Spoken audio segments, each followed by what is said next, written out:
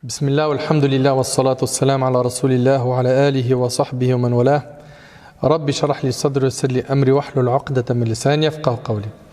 Alors, il est prévu aujourd'hui qu'on commence ensemble l'apprentissage des afkar, des invocations, évocations du matin et du soir. Mais avant cela, très rapidement, il y a certaines questions qui sont très pertinentes qu'on va aborder rapidement. Puis après, on va commencer, Inch'Allah, notre programme. C'est bon? La première des questions est la suivante. Les afkar, les invocations et évocations du matin et du soir, sont-ils bénéfiques avec le manque de concentration, de compréhension pour celui qui ne comprend pas l'arabe? Oui, elles sont profitables malgré la baisse de la concentration. D'accord? Ça restera quoi? Profitable, bi'idhnillah. Donc, ça sera profitable, bi'idhnillah, malgré la baisse de la concentration ou l'absence de compréhension de celui ou celle qui ne comprend pas l'arabe. De la même manière qu'une adoration est profitable, comme la lecture du Coran. Quels sont les comportements adoptés pendant les afkar? Pendant qu'on récite ces formules, invocation et évocation. L'attitude la plus importante est que la personne se dirige avec son cœur vers Allah Azza wa Jal. D'accord? D'essayer de nous concentrer un maximum, savoir que pendant qu'on est en train d'évoquer Allah Tabaraka wa Ta'ala, Allah Tabaraka wa Ta'ala il nous accorde des récompenses, qu'on jouit de sa noble compagnie, etc., etc. Une question aussi qui est très importante et qui est la suivante: la récompense est-elle accordée à celui qui manque à son habitude de faire l'afkar en cas d'empêchement? En cas d'empêchement, j'ai eu quelque chose, une contrainte, un empêchement qui a fait que j'ai pas pu réciter mes invocations du matin ou ceux du soir. Est-ce que j'ai quand même la récompense? J'ai eu un cas de force majeure. Hein. Vous avez compris? Si un empêchement se met entre le musulman et les afkar, ou les actions surrogatoires, telles que la maladie par exemple, qui l'empêche de prononcer les afkar, vous suivez? Eh bien, les bonnes actions, elles lui sont quand même inscrites. À ce propos, il est rapporté de manière authentique que le prophète a dit: lorsque le serviteur tombe malade ou qu'il voyage, Allah Azza wa Jal dit à ses anges: vérifiez ce que mon serviteur faisait quand il était en bonne santé chez lui, écrivez-lui les mêmes bonnes actions. C'est une rahma. C'est vrai ou pas? Quel conseil donner à une personne qui manque au afkar par paresse? Par paresse, ça arrive ça. Celui qui néglige les évocations par paresse, il s'expose à de nombreux malheurs et problèmes dans sa religion, des tentations et des maladies. Par conséquent, il doit connaître la valeur des afkar, que ce sont une protection, n'est-ce pas? Et qu'il navigue dans une mer pleine de difficultés et de problèmes. Et que, subhanallah, plus on va faire du dhikr, plus on est protégé par Allah Tabaraka wa Ta'ala. Une personne pourrait se dire: mais comment ça se passe? On est obligé de dire tout ce qu'il y a dans la citadelle du musulman? Il y en a plus de 20. Plus tu en dis, plus tu te fortifies. Par quoi? Par la protection divine. Donc, tu vas jouir de la protection d'Allah Tabaraka wa Ta'ala à hauteur de ce que tu vas dire comme adhkar, comme formule d'invocation et d'évocation chaque jour. Vous suivez ou pas? Quelqu'un qui en dit 4, 5, quelqu'un qui en dit 20, c'est pas pareil en termes de récompense ni en termes de protection divine. Est-ce bien clair? C'est bon? Très bien. Alors, quand vous regardez dans la citadelle du musulman, les afkar commencent par Ayatul Kursi, également Al-Mu'awwidhatayn, Qul a'udhu bi rabbil falaq, Qul a'udhu bi rabbin nas. Vous avez également Al-Ikhlas, n'est-ce pas? Très bien. Eh bien, voyons ensemble, rapidement, Ayatul Kursi, le verset le plus sublime dans le Coran. Selon Ubay ibn Ka'b, radiyallahu anhu, le prophète lui a demandé: soyez attentif s'il vous plaît. Ô Abul Mundhir, sais-tu quel est le verset le plus sublime du Coran? Je lui répondis: Allah et son messager savent mieux. Ensuite il m'a demandé: ô Abul Mundhir, sais-tu quel est le sublime verset du Coran? Je lui ai répondu: Allahu la ilaha illa huwa al-hayyul qayyum. Il me tapota sur la poitrine et me dit: que ton savoir te soit salutaire, ô Abul Mundhir, rapporté par l'imam Muslim. Ayatul Kursi. Ayatul Kursi et les noms, les sublimes d'Allah. Une des façons de faire des du'a consiste à utiliser ses plus beaux noms dans nos quoi? Dans nos supplications, dans nos invocations. Un de ces noms est qualifié Ismullah al-A'zam, le nom le plus sublime d'Allah. Et les savants, ils ont divergé sur quel était le nom le plus sublime d'Allah subhanahu wa ta'ala. Ce qui est rapporté dans nos textes, c'est que si on l'invoque par ce nom, il est fort probable que notre invocation soit exaucée. Et les savants, ils ont divergé sur quel était justement ce nom d'Allah qui est quoi? Le nom le plus sublime d'Allah Azza wa Jal. Et ça n'a pas été tranché. Tout comme la meilleure heure du jour du vendredi. Vous avez des hadiths qui stipulent que c'est la dernière heure du Asr, n'est-ce pas? Avant le Maghrib. Et il y a des hadiths qui disent que c'est quand l'imam il est sur le minbar jusqu'à ce qu'il termine sa khutbah. Donc voilà. Al-Hayy al-Qayyum. Al-Hayy al-Qayyum, le vivant, celui qui subsiste par lui-même.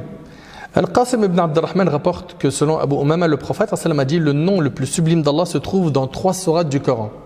Al-Baqarah, la sourate la vache, la famille de Imran, Ali Imran, c'est la 3e, et sourate Taha, la sourate 20. Al-Qasim a dit, j'ai cherché ces sourates et j'ai trouvé Ayat al-Kursi dans sourate Al-Baqarah, j'ai trouvé Alif Lam Mim, Allahu la ilaha illa huwa al-Hayy al-Qayyum dans sourate Ali Imran, et aussi وعنت الوجوه للحي القيوم dans sourate Taha. D'accord? Donc on voit Al-Hayy al-Qayyum dans ces 3 versets. Ce hadith-là, il est déclaré fiable selon certains, Hassan selon certains. D'accord? D'autres hadiths parlent du nom sublime d'Allah Azza wa Jal. D'après Buraïda ibn al-Husayb, le prophète entendit un homme invoquer Allah en disant Allahumma inni as'aluka bi anni ushhidu annaka anta Allah la ilaha illa ant al-ahad as-samad alladhi lam yalid wa lam yulad wa lam yakul lahu kufuwan ahad. Oh Allah, je t'invoque en mettant en avant mon témoignage que tu es Allah, en dehors duquel il n'y a pas de divinité. Tu es l'unique, celui qui n'a pas engendré et n'a pas été engendré et qui n'a pas d'égal. Le prophète a dit tu as invoqué Allah par son nom suprême, grâce auquel il exauce celui qui l'invoque et donne à celui qui demande, rapporté par Tirmidhi et d'autres. Anas ibn Malik radiyallahu anhu a rapporté que, alors qu'il était assis dans une assemblée avec le messager d'Allah sallallahu alayhi wa sallam, un homme priait. Après que cet homme se soit incliné et prosterné, il resta assis. Et il formula le tashahhud. Puis il invoqua Allah en disant Allahumma inni as'aluka بأن لك الحمد لا إله إلا أنت وحدك لا شريك لك المنان يا بديع السماوات والأرض يا ذا الجلال والإكرام يا حي يا قيوم إني أسألك الجنة وأعوذ بك من النار. Ça donne quoi en français? Ô Seigneur, je te demande et à toi la louange. Il n'est d'autre divinité que toi, seul, sans associer, le bienfaiteur, ô créateur des cieux et de la terre, ô Seigneur plein de majesté et de magnificence, ô le vivant, celui qui veille éternellement à la bonne marche de toutes choses, je te demande le paradis et je me mets sous ta protection contre l'enfer. Le prophète a dit à ses compagnons, savez-vous par quoi il a invoqué Allah? Ils répondirent, Allah et son prophète sont les plus savants. Le prophète a dit, par celui qui détient mon âme entre ses mains, il a invoqué Allah par son nom le plus beau, celui par lequel si on l'invoque il exauce et si on le demande il accorde, rapporté par Abu Daoud et d'autres. Donc qu'est-ce qu'on a jusqu'à maintenant? On a Allah et le nom le plus sublime parce que c'est le nom principal et beaucoup de savants penchent vers cette opinion. D'accord? On a Allah Azza wa Jal n'a pas un nom suprême, tous ces noms sont sublimes. On a Al-Hayy al-Qayyum et on a Al-Hayy, c'est l'opinion d'Ibn Taymiyyah. D'accord? Ok. Concernant les mérites de Ayat al-Kursi, c'est de jouir de la protection d'Allah contre Shaitan. On va vous citer un hadith ici, et là c'est la version d'Ubay ibn Ka'b. On va voir que d'autres compagnons ont connu une histoire qui est légèrement similaire. Ubay ibn Ka'b radiyallahu anhu, il a rapporté qu'il avait un gros récipient rempli de dattes, qu'il surveillait de temps à autre. Constatant que la quantité de dattes avait diminué, il s'est mis un soir à surveiller l'endroit. Il voyait que les dattes, elles diminuaient. D'accord? Il a commencé à surveiller l'endroit. Tout d'un coup, il vit apparaître une bête. Allahu Akbar. Une bête ayant la taille d'un jeune adolescent. Ubay poursuit alors son récit en disant « J'ai salué et cette bête a rendu la salutation. J'ai dit « Qui es-tu? Es-tu un djinn ou un humain ?» Elle m'a dit « Un djinn. » Ubay, le compagnon, lui dit « Fais voir ta main. » Elle me l'a tendue et j'ai constaté que sa main comportait des poils de chien. J'ai dit « Est-ce ainsi que les djinns sont créés ?» La bête m'a dit « Les djinns savent qu'il n'y a pas parmi eux plus terrible que moi. » J'ai dit « Qu'est-ce qui t'a poussé à faire ce que tu as fait ?» La bête répondit « On m'a rapporté que tu es un homme qui aime faire l'aumône. Ainsi avons-nous voulu toucher à ta nourriture. » J'ai dit « Qu'est-ce qui nous protège de vous? Vous quoi? Les djinns. » La bête répondit « C'est le verset du trône Ayat al-Kursi qui se trouve dans la sourate La Vache, sourate al-Baqarah. Celui qui le récite le soir est protégé de nous jusqu'au matin, et celui qui le récite en se réveillant le matin est protégé de nous jusqu'au soir. Le lendemain matin, Ubay radiyallahu anhu rapporta cet épisode au prophète sallam qui lui dit ceci: ce djinn a dit vrai. Allahu Akbar. Confirmation de qui? Du prophète sallam. Confirmation du prophète sallam. Ce djinn dit vrai, le pervers, bien qu'ils sont un menteur. Et le hadith il est rapporté par Nasa'i, Ibn Hibban, At-Tabarani, et il est authentifié par d'autres ulama. La même histoire est arrivée à Abu Hurayra radiyallahu anhu, sauf que dans son cas, ici, Satan s'est présenté à lui en prenant la forme d'un homme. C'est rapporté par l'imam al-Bukhari. Qu'est-ce qu'on retient ici? Réciter Ayatul Kursi avant d'aller nous coucher, ça nous fait gagner la protection d'Allah tabaraka ta'ala. On a plein de gens qui disent « Je fais trop de cauchemars, j'en ai marre. Je me réveille en sursaut. Je vois des choses sombres qui m'attristent, qui m'angoissent. » Et vous le savez, que les beaux rêves, le prophète il a dit que les beaux rêves ils viennent d'Allah, n'est-ce pas? Et que les mauvais rêves viennent du diable. Et qu'est-ce qu'il a dit le prophète quand on a un mauvais rêve? Il nous a enseigné de dire « A'udhu billahi minash shaitanir rajim », n'est-ce pas? De crachoter 3 fois. Alors, à chaque fois qu'on vous dit crachoter 3 fois, les gens ne comprennent pas. Même dans la salade, quand on est déconcentré, dans Sahih Muslim, il y a un diable qui s'appelle Khanzab, qui vient perturber la personne dans sa prière. Ok? Nous, ce qui nous est demandé quand on a envie de nous débarrasser des wasawis du diable ou d'un cauchemar, c'est de dire A'udhu billahi min shaitanir rajim. Et il nous a été recommandé également, quand on se réveille à cause d'un cauchemar, de crachoter à gauche 3 fois. Quand on dit aux gens crachoter à gauche 3 fois, les gens ils pensent qu'il faut cracher. Non, tu fais juste ça. A'udhu billahi minash shaitanir rajim et tu fais ça. C'est bon. Ok? Même en salat. Des fois, voilà, t'es waswas, tu planes. A'udhu billahi minash shaitanir rajim et tu fais pas plus. Pas plus. D'accord? Tu fais plus, tu fais un bug informatique à ton voisin de gauche. Ah ouais, et il attend une seule chose, c'est la salat se termine pour s'occuper de toi. Ça c'est quoi ça? C'est qusur fil fahm. Malheureusement les gens ils comprennent mal. Et là après il fait... Essaye d'imaginer la personne qui est à gauche qui ne comprend pas. Imagine. Lui il attend une seule chose. Juste on finit la salat, après je règle. Il me crache dessus, moi. À mon âge, moi. Hana.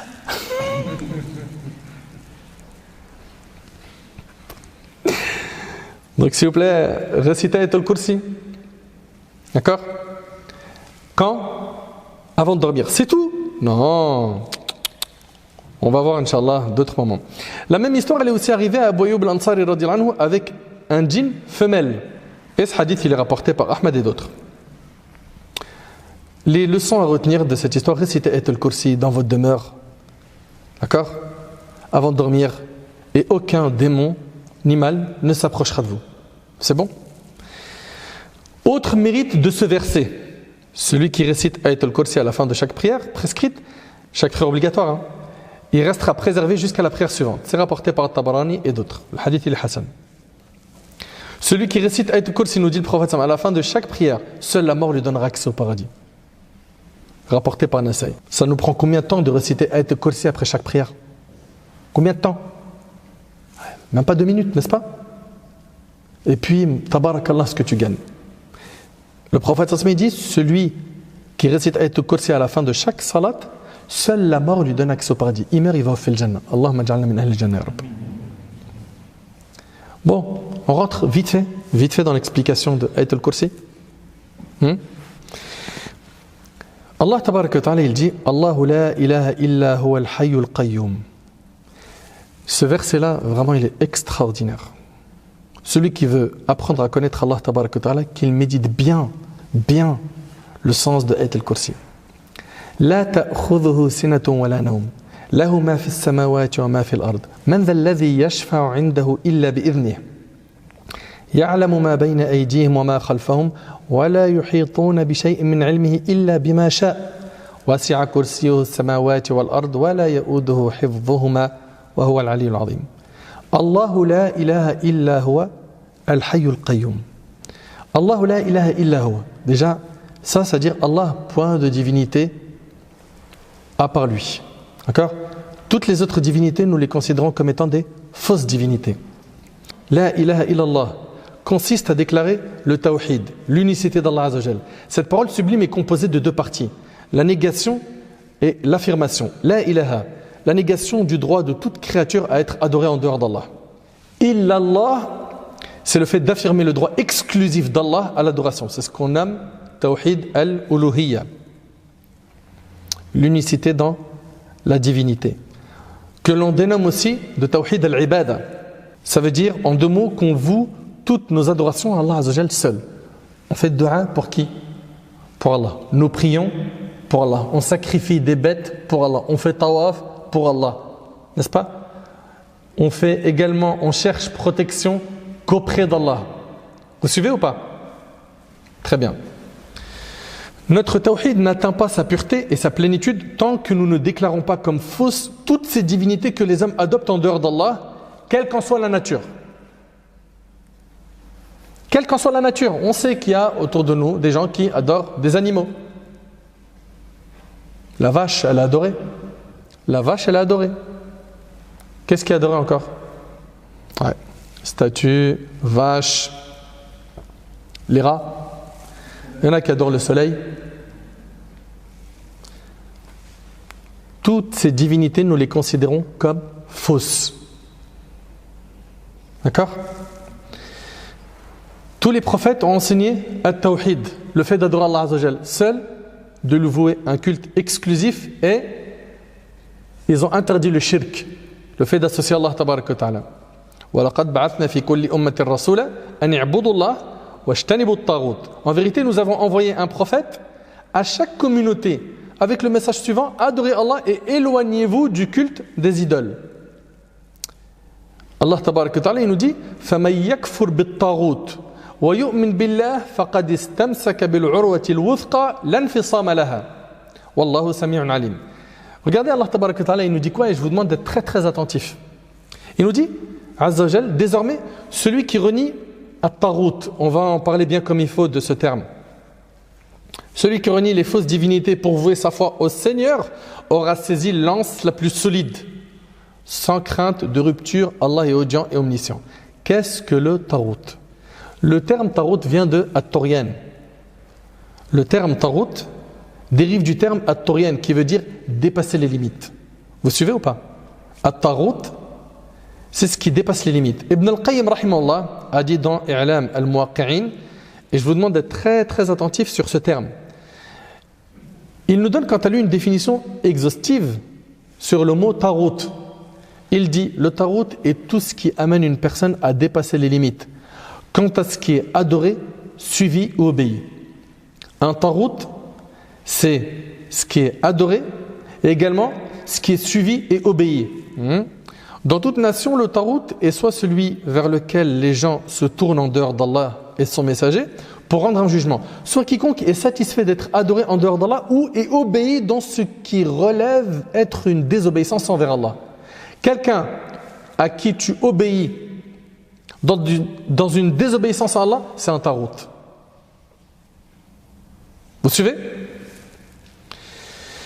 Et Allah tabaraka wa ta'ala, il a dit فَمَنْ يَكْفُرْ بِالطَّاغُوتِ, celui qui renie at-tarout wa yu'min billah, pour vouer sa foi au Seigneur, aura saisi l'anse la plus solide. Vous suivez? Très bien. Aujourd'hui, il y a beaucoup de personnes, malheureusement, qui restreignent le concept de shirk au fait d'adorer des idoles. Les gens ils pensent aujourd'hui que le shirk, c'est quoi? C'est ces gens-là qui sont devant des statues. Voilà. En réalité, le shirk prend d'autres formes, telles que l'idolâtrie vouée à des stars ou à des équipes sportives. Il y a des gens qui dépassent les limites. Il faut le reconnaître. Le terme idole, il signifie une image utilisée en tant qu'objet de culte et d'adoration. Écoutez bien, une image utilisée en tant qu'objet de culte et d'adoration. Ce terme signifie également une fausse divinité. Et il signifie également celui qui est adoré souvent aveuglement ou excessivement. Et aujourd'hui, on le voit chez nos ados. Combien d'entre eux se sont suicidés pour la mort de leur idole? Il y a vraiment des gens, ils ont dépassé le stade d'aimer une personne. Ils en sont arrivés à quoi? À les adorer.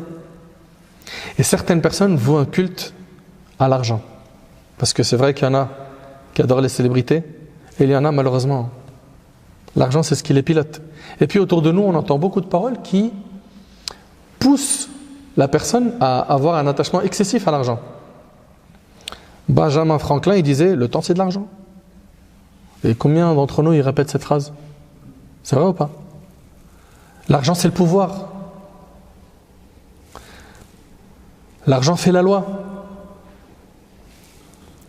On se lasse de tout sauf l'argent.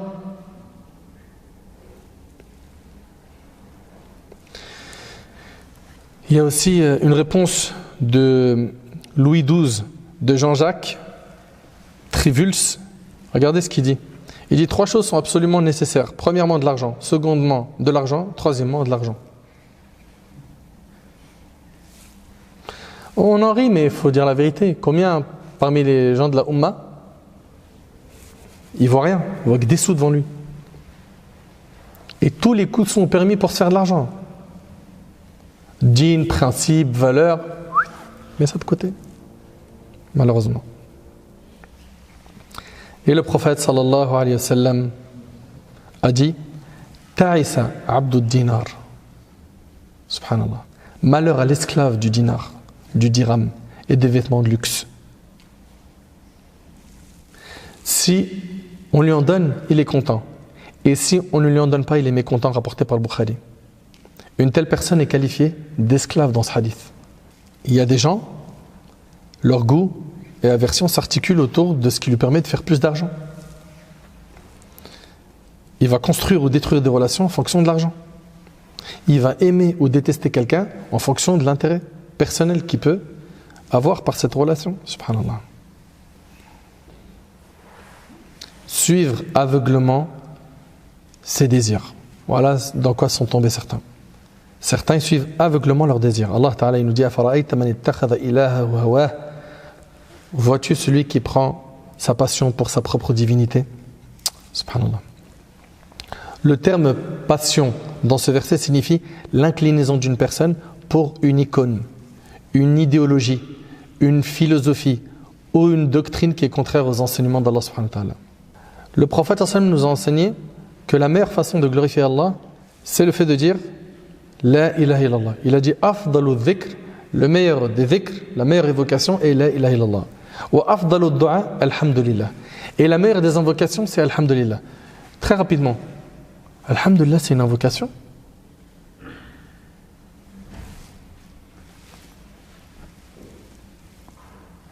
Vous en pensez quoi? En fait, les gens pensent que alhamdulillah, c'est juste remercier Allah. Merci. Comment tu t'appelles? Amin? Barakallahu fik Amin. Et vous avez oublié la in shakartum la azidannakum. Allah Ta'ala il nous dit que si on fait preuve de reconnaissance, il va nous rajouter de ses bienfaits. Quand tu remercies Allah, Allah il te rajoute. C'est bon? Le réseau il est revenu?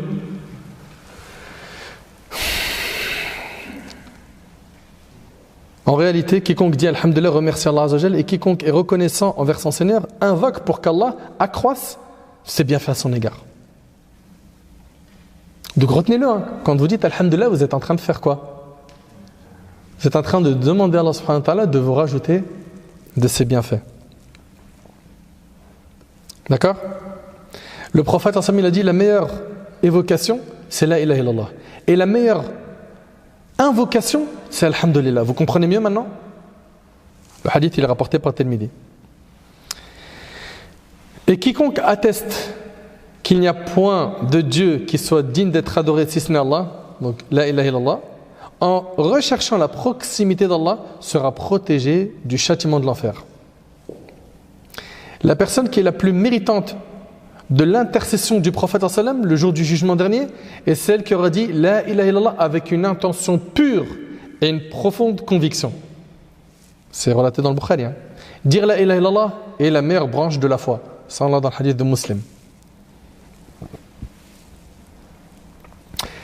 La meilleure formule d'invocation contient la déclaration du tawhid. Sayyid al-Istighfar. Vous connaissez? Ouais. Vas-y. Allahumma anta rabbi. La ilaha illa ant. Khalaqtani wa ana abduk. C'est bien, Inch'Allah. Ok? La meilleure manière de demander pardon à Allah subhanahu wa ta'ala contient la déclaration du tawhid. L'invocation de Yunus alayhi salam, quand il était dans le ventre du poisson, il a dit quoi? La ilaha illa ant. Subhanak inni kuntu min adh-dhalimin. L'invocation en temps de détresse et angoisse, une longue invocation aussi que le prophète il nous enseigne. Il y a quoi? Il y a kalimat al-tawhid. Subhanallah. La vertu inhérente à la parole du tawhid est accessible seulement à celui qui aime cette parole et en est satisfait. Celui qui est sincère, celui qui croit en sa signification sans aucun doute, celui qui accepte les implications de cette parole et les respecte. Ensuite, rapidement, Al-Hayyul Qayyum. Al-Hayy. Signification, celui qui possède la vie éternelle. Vous entendez? Il n'a pas été créé, n'a pas de commencement dans le temps et ne meurt pas. Pas de début, pas de fin.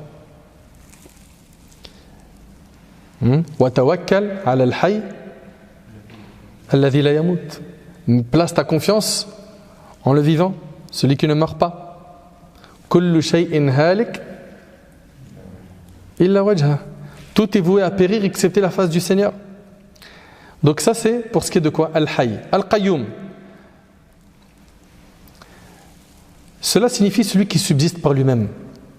Celui par qui tout subsiste. Il est le gardien qui prend soin de toute chose, protège et approvisionne. Il n'a nul besoin de sa création. Il n'a nul besoin de soutien, d'aide, d'adjoint ou de conseiller. Vous suivez? Subhanallah. Mais comment concilier cette définition avec la parole au volet croyant? In tansurullah yansurkum. Si vous défendez la cause d'Allah, il vous soutiendra. Tout simplement, si vous soutenez sa religion, il vous aidera. Ok? Ne pensez pas qu'Allah Ta'ala il a besoin de nous. La ta'khudhuhu sinatun wa la nawm. Le sommeil est une caractéristique de ce qui est imparfait. Le besoin de se reposer est ce qui explique le sommeil, n'est-ce pas? Et ici, Allah Ta'ala n'a pas dit il ne dort pas, pour éliminer toute idée qu'il pourrait être épris de somnolence. Ni le sommeil, ni la somnolence ne le saisissent. Ouais. Dans le hadith d'Abi Moussa al-Ash'ari, radiyallahu ta'ala anhu, ici, il rapporte que le prophète sallallahu a dit Allah exalté ne dort pas. Et il ne lui convient pas de dormir. Il abaisse la balance et l'élève. Il prend connaissance des actes nocturnes accomplis par ses créatures avant que le jour ne se lève et des actes du jour avant que la nuit ne tombe. Son voile et lumière, s'il l'ôtait, l'éclat de sa face consumerait sa création à perte de vue rapportée par Muslim. Cela indique quoi? Rien ne peut échapper à Allah Azza wa Jal pour cause de sommeil ou somnolence. Également, il observe toutes choses parfaitement, rien ne lui échappe à Azza wa Jal. Et aucune affaire secrète n'est secrète pour lui. Elle est pour les humains, pas pour lui Azza wa Jal. Lahu ma fi as-samawati wa ma fi al-ard. Alors là, qu'est-ce que c'est profond? C'est très profond. Subhanallah. C'est celui qui possède tout ce qu'il y a dans les cieux et sur la terre. Tout lui appartient. Et tout ce qui est dans les cieux et sur la terre lui appartient. On peut déduire les points suivants de ce verset. Allah Azza wa Jalla appartient à toute chose. Tout lui appartient dans l'absolu et à lui seul. Il possède Azza wa Jalla l'univers. Allah Tabaraka wa Ta'ala est Al-Malik et Al-Malik.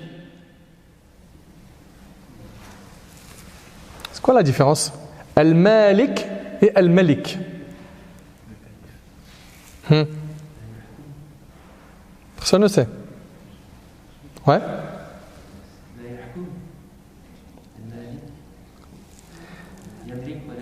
Al-Malik signifie le propriétaire.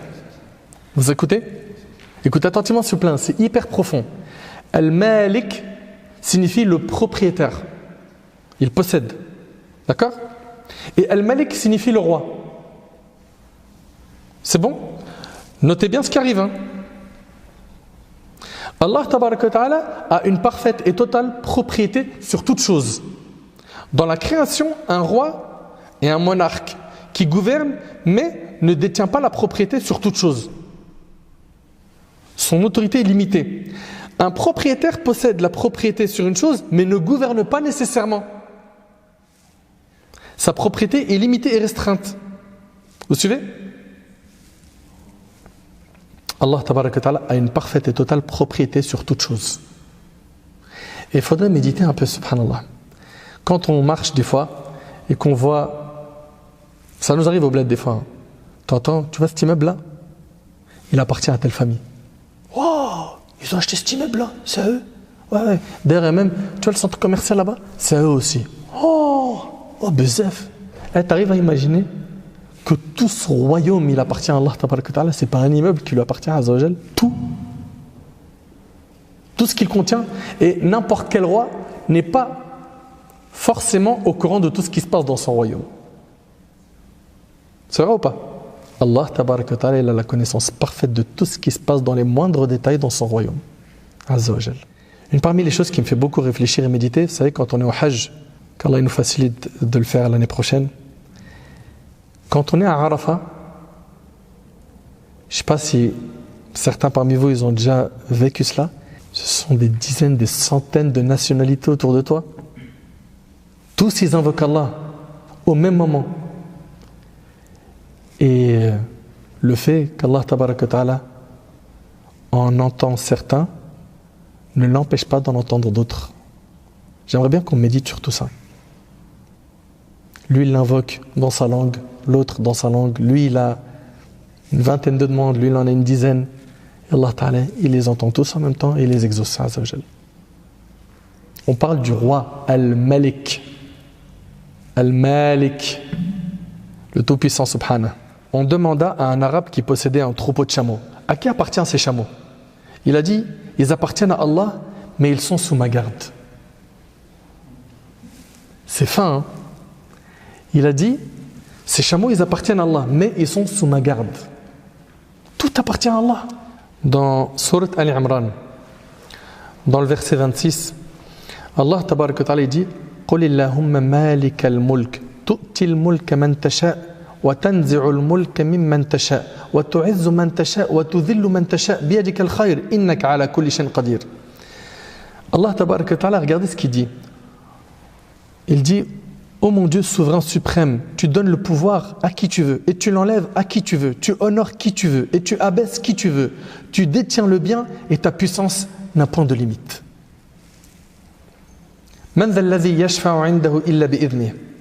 Aucune intercession auprès de lui ne peut être tenté sans sa permission. Personne n'a le pouvoir d'intercéder en faveur d'une autre personne sans qu'Allah Azza wa Jal ne lui autorise. Les types d'intercession. Il y a les intercessions du jour du jugement dernier et il y a celles des affaires de ce bas monde. Pour ce qui est des intercessions du jour du jugement, il y a l'intercession sublime et il y a une intercession générale. Sublime accordée uniquement au prophète sallam. Comme Ash-Shafa'a al-Kubra, la grande intercession, celle par laquelle commencera le jugement. N'est-ce pas? Ça c'est accordé uniquement au prophète. Et il y a aussi l'intercession générale, accordée au messager d'Allah ainsi qu'à d'autres, les anges, les prophètes, les vertueux.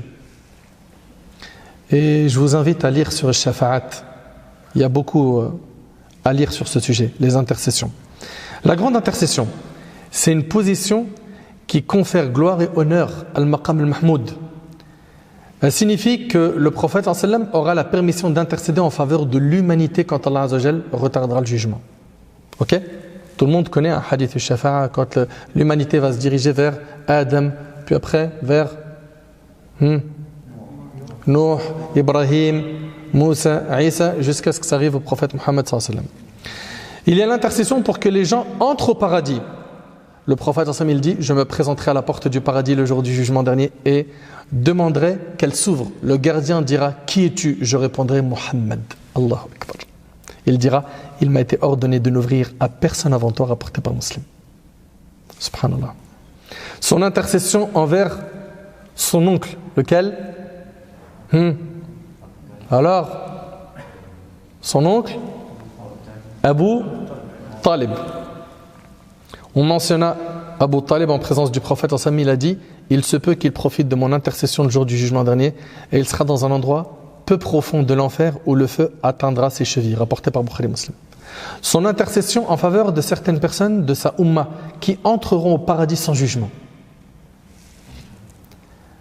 Allahumma ja'alna minhum ya Rabb.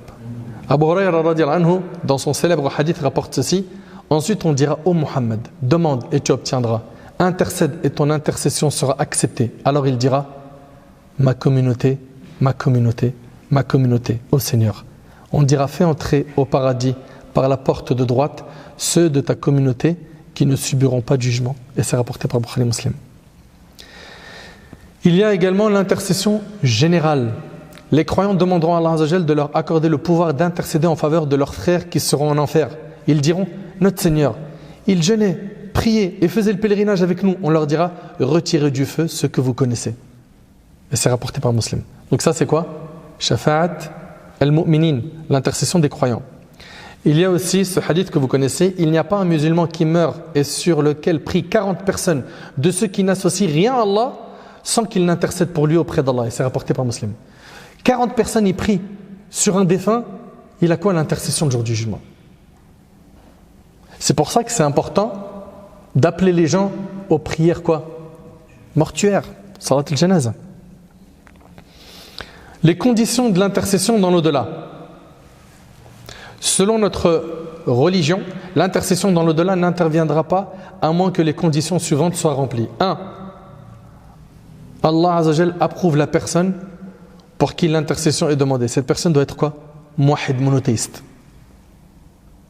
Ok? 2. Allah Azza wa Jal autorisera l'intercesseur à intercéder. Donc il faut qu'Allah Ta'ala lui donne l'autorisation. 3. Qu'Allah Azza wa Jal agrée l'intercesseur.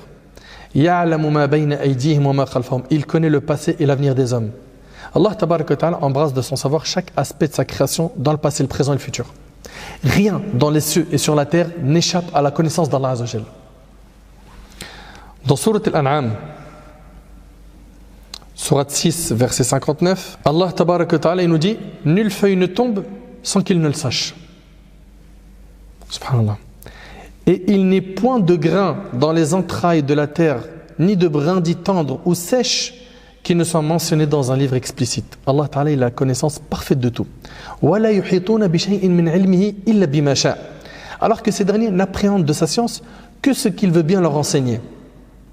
Cette partie, elle signifie quoi? Personne ne peut appréhender aucune partie de la science d'Allah Azza wa Jal, à l'exception de ce qu'Allah transmet et autorise. Ce qui inclut le savoir relatif à Allah Azza wa Jal et ses attributs. Allah Ta'ala, qu'est-ce qu'il a dit au prophète sallallahu alayhi wa sallam? Il lui a dit de dire wa qur rabbi zidni ilma. Ô Seigneur, accrois-moi en connaissance. Cette partie du verset indique que les anges, les djinns et les prophètes n'ont aucun savoir sur ce qui relève de l'imperceptible. Ne pensez pas que ni un ange ni un prophète connaissaient le ghaib, le monde invisible, ou qu'ils connaissent le futur. Ils ne connaissent que ce qu'Allah Ta'ala leur a enseigné. Les anges n'avaient aucune connaissance des noms relatifs aux choses qu'Allah a enseignées à Adam. Pendant 1 an, les djinns n'avaient pas conscience que Sulayman était mort. Pour ceux qui connaissent sa biographie. Adam et Hawa, ils ont été trompés par Shaitan, qui ne savait pas à l'avance ce qui allait se passer. Pendant plusieurs années, Yaqub ne savait pas ce qui s'était exactement passé pour son fils Yusuf. N'est-ce pas? Moussa alayhi salam, il s'est enfui quand il a vu son bâton se mettre à bouger comme un démon. Donc toutes ces choses montrent quoi? Que Al-Anbiya, bien que ce soit les personnes qu'Allah a honorées, élevées, choisies, élues, ils ne connaissaient du futur ou du ghaib que ce qu'Allah leur a enseigné. Okay? Notre prophète sallallahu alayhi wa sallam, par exemple, il nous a enseigné les signes de la fin des temps. N'est-ce pas? Ce sont des événements futurs. Par qui il a eu ces connaissances? Par Allah tabaraka wa ta'ala. Wasi'a kursiyuhu as-samawati wal ard. Son kursi s'étend sur les cieux et la terre. Al-kursi signifie le repose-pied. Al-kursi signifie le repose-pied. Ne pas confondre Al-kursi avec l'Arsh, le trône, qui est infiniment plus grand, plus haut qu'Al-kursi. Ok? Le sens d'Al-kursi, il y a 4 explications. Il s'agit d'une énorme entité qui couvre les cieux et la terre, selon l'avis majoritaire des savants, comme Al-Razi, Shawkani, Al-Qurtubi, Ibn Kathir et d'autres. Donc Al-kursi, selon eux, il s'agit d'une énorme entité qui couvre les cieux et la terre. D'accord? Abu Dharr radiyallahu ta'ala anhu, il interrogea le prophète sallallahu alayhi wa sallam au sujet d'Al-Kursi. Il a dit alayhi sallam, les 7 cieux ne sont qu'un anneau jeté dans le désert en comparaison avec le Kursi. Écoutez bien, les 7 cieux ne sont qu'un anneau jeté dans le désert en comparaison avec le Kursi. Les mérites du trône sur le Kursi sont ceux du désert sur cet anneau. Wala ya'uduhu hifdhuhuma, qu'il tient sous sa puissance sans difficulté. Allah tabaraka wa ta'ala n'éprouve aucune fatigue ni lassitude à garder et préserver les cieux et la terre. Protéger les cieux et la terre et ce qu'il y a entre les deux, c'est ni un fardeau ni une difficulté pour Allah. Wa huwa al-aliyyul azim. Il est le Très-Haut, il est le Tout-Puissant. La phrase il est le Très-Haut, il est le Tout-Puissant signifie qu'Allah Azza wa Jal seul est le Très-Haut. Ce qui signifie qu'il possède Azza wa Jal la transcendance absolue, que l'on appelle al-ulu wal-mutlaq, dans son essence, al-dhat, et dans ses attributs as-sifat. On a des preuves dans le Coran. Glorifie le nom de ton Seigneur, le Très-Haut. Il y a un consensus qui existe entre les savants. Les salafs sont d'opinion qu'Allah Azza wa Jal est au-dessus de son trône. Aucun parmi les pieux prédécesseurs n'a jamais dit qu'il était partout. Ok? Et puis la fitra, ça c'est quoi? C'est cette prédisposition naturelle. Quand une personne implore son Seigneur, elle a naturellement tendance à lever les yeux vers le ciel. Ça c'était en résumé ce qu'on avait à vous dire sur Ayat al-Kursi. Sallallahu subhanahu wa ta'ala an yanfa'ani bima qultu wa yanfa'akum bima sami'tum. As'alu azza wa jal an yuwaffiqna li fi'l al-khayrat wa tark al-munkarat. Courage l'équipe, on en a pas mal à apprendre, donc c'est pas difficile. Le premier exercice, premier devoir, c'est d'apprendre Ayat al-Kursi si ça n'a pas été encore fait. Okay? On avait en résumé rapidement quelques explications concernant Ayat al-Kursi. Puis la semaine prochaine, on verra les 3 dernières sourates. Bi'idhnillah. هذا والله أعلم وآخر دعوانا الحمد لله رب العالمين وبارك الله فيكم.